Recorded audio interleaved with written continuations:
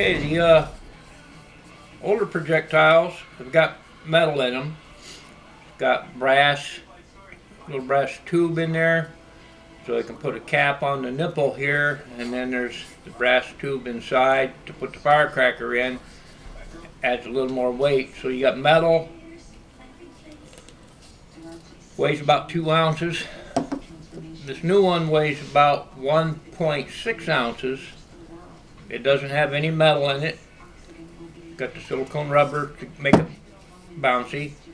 Got a hole drilled through this way, and this was molded with the two-part plastic. You mix the two liquids together, and then eventually it hardens into a plastic.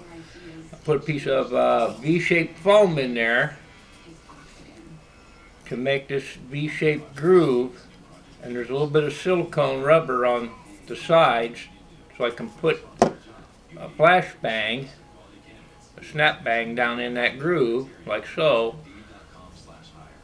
I'll put that in there, push that in there, and then that silicone rubber along the sides, the walls here, gives it a little grip so I can push it in there, and then it won't fall out when you put it on the shell and shoot it. But then when it comes down and falls, hits the flat in there, it's got about ½ an inch it can hit. So let's give it a try. The thing about it is, like I said, it doesn't have any metal. It doesn't take a plastic cap and a firecracker. It just takes a flashbang, and it's lighter.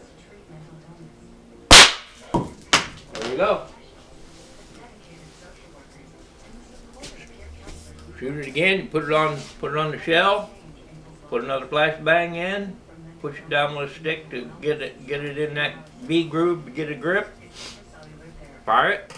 Flies nice and straight. So, little improvement.